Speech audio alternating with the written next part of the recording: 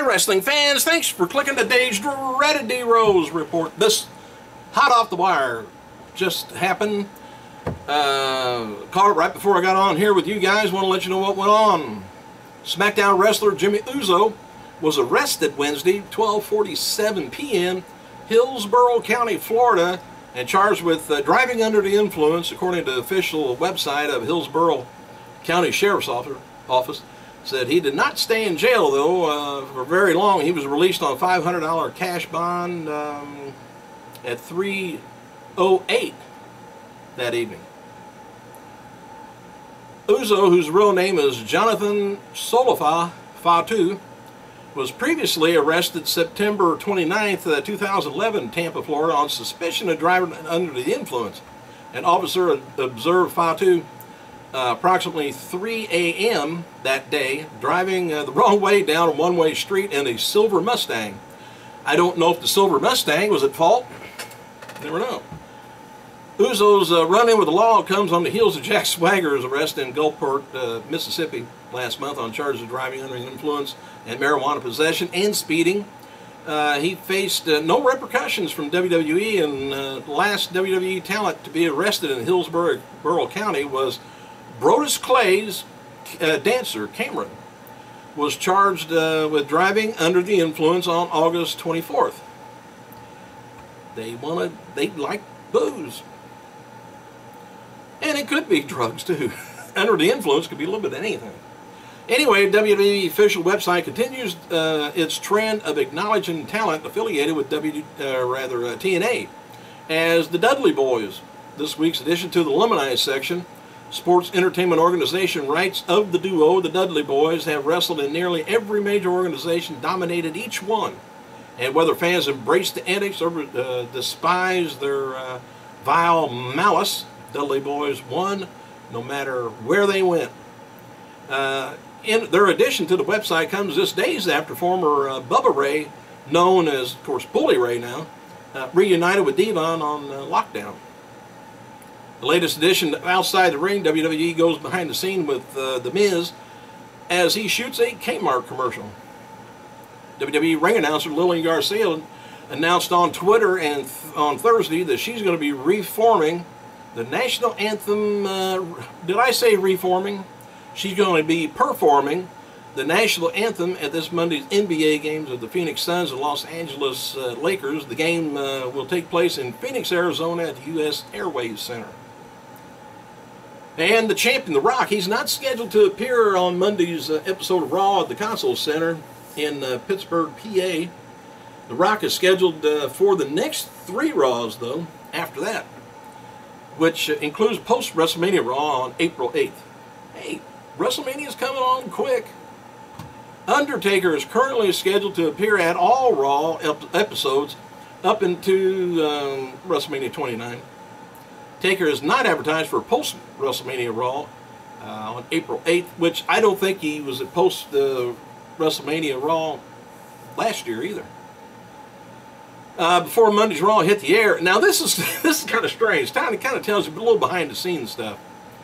If you thought it was kind of odd, the Jericho promo and the thing he did in the ring and Maddox coming down, this might explain a little bit. Before Monday's Raw hit the air, the original script they had for Jericho's highlight reel was really bad, I guess. So they changed it completely, spent hours redoing the whole segment. But there was also a problem with the Jeritron that was in the ring. During the playing of the Marine trailer, Marine 3, WWE ring crew had removed the Jeritron from the ring, causing more problems for that segment, and Jericho was forced to improvise. And apparently, maybe he's not that good at it. Anyway, the segment really took a bad turn for the worse when Brad Maddox came out. The Jeritron was supposed to be involved in Maddox's presentation, but it wasn't in the ring anymore, and he lost track and flubbed his promo, live on TV. Even before Maddox came out, Vince McMahon had instructed Michael Cole to bury the segment on commentary. And there was such heat on Cole with the feeling that the segment was bad, but most people wouldn't have noticed anything really that bad about it if things weren't said, with Cole's comment, drawing attention to the situation. So anyway, backstage, Vince was calling the segment one of the worst ever, and Maddox was the one to blame. You gotta blame somebody. You can't blame Vince. A note before, WWE officials made offers to Kelly and Maurice with the new idea that they need to bring back some former divas. They also reportedly reached out to Beth Phoenix and got their hands smacked. I would have too. Got my hands smacked. Anyway, NXT wrestler Jake Carter, who has features similar to The Miz, by the way, also shares the same name as Miz's character in The Marine 3. No word yet what's going to be happening, but there was plans last year to create a Jake Carter character in developmental that would eventually move up to WWE main roster and feud with The Miz once the movie came out. Well, Carter, by the way, is the son of WWE legend Vader. I can't imagine him looking like Miz and being Vader's son, but anyway, there was some sort of an injury that that happened to Punk during the no DQ match with Kane on Monday. Punk was down after a bad spill, and the cameras cut away, but the referee Mike Chioda threw up the X symbol, and trainers came down to look at Punk. Anyway, after a few more times during the match, Chioda called for the trainer to come down, but Punk ended up finishing the match anyway. WWE's website published that interesting list of 15 wrestlers who should have been bigger deals. Now, if you got your own opinion who should have been a bigger deal, leave it on the comments. I just wonder what your thoughts are. Some of the names that was listed, according to WWE, is British Bulldog, Saturn, Bam Bam Bigelow, Mike Awesome, Hakushi, Chris Candido, and Raven. Mike Awesome really got pushed around. They couldn't get him over. Not sure why.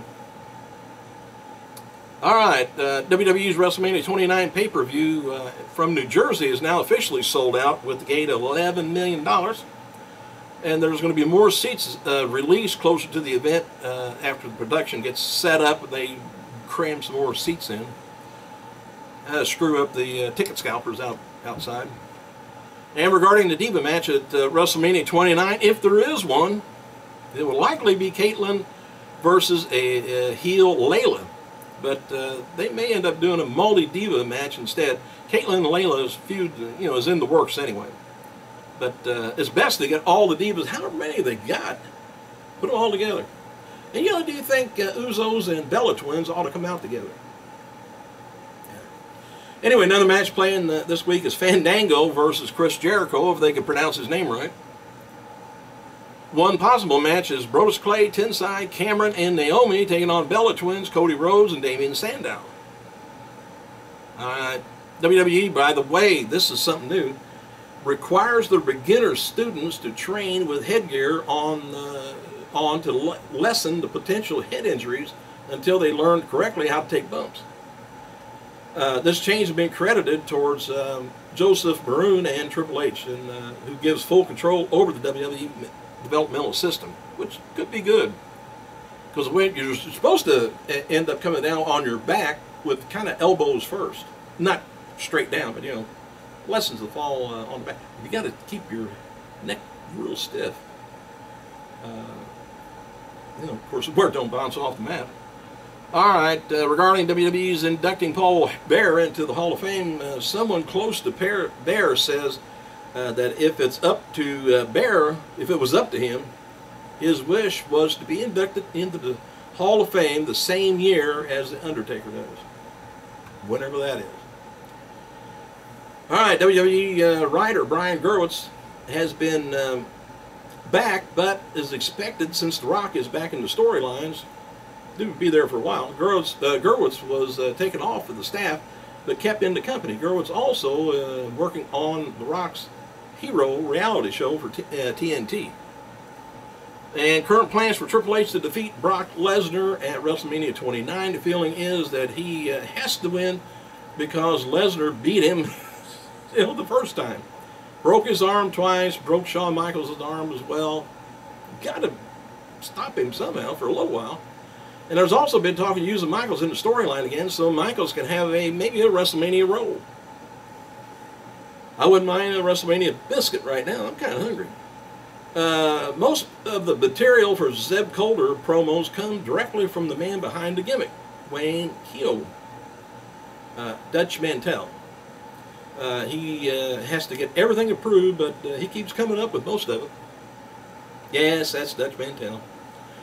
The Snitch, starring WWE Champion The Rock, did a little bit over $5 million in 3 weeks, I guess. In week 3. It's been out for 3 weeks. Coming in 5th place. The Weeknd had grossed around, as of the weekend, completely, for the 3 weeks, has grossed about a little over $32 million. Noted before that WWE is negotiating with former Divas returning back to the Bellas. Since that may work out good, apparently they made offers, like I say, Maurice and Kelly, and Maurice reportedly denied their first offers, but are still in talks. Shad Gaspar, who was released in 2010, has told people that he's interested in returning to WWE. Average WWE attendance for January 2013 in North America up 1.9% from 5,300, 5,400. Raw's average rating for the month went from 3.15 to 4.51 million viewers in 2012 to 3.26 rating, with about 4.58 million viewers in 2013. SmackDown average went from 2.9 to 2.2. Went down. WWE shipped about 246,000 DVDs in January 2013, up 55%. The best ones, let me see, have been WrestleMania 28 with 237,000, Punk with 124,000, Attitude Era 117,000, NWO 214,000, and Undertaker's DVD 105,000. Alright, WWE's website had 14.6 million unique viewers, which is individual people, not how many times they got a hit in January 2013, up 21% from last year. Oh, I hate to bore you with all this stuff. NXT Star is going to be wrestling this year, WrestleMania Access events. Jared Briscoe, he's been scouting for WWE and NCAA Division II National Wrestling Tournament this past week, and is going to be heading to the finals later this month. Briscoe's high on a few college juniors as pro wrestling prospects. WWE's trying not to get bad reputation with college wrestling coaches, so they won't heavily recruit talent until their eligibility is completed. Raw in March, Colorado Springs drew about 5,500. Bloomfield, Colorado, the next day drew about 5,000. And SmackDown on March 9th, same day, drew about 4,500. In La Crosse, Wisconsin, Loveland, Colorado, drew about 4,000 fans. That was Raw. And SmackDown, March 10th, Milwaukee, drew about 9,000 fans. Hey, that's about all I got for you so far. I'll let you know if I find out any more about Jimmy Uso. I thank you, and I gotta go.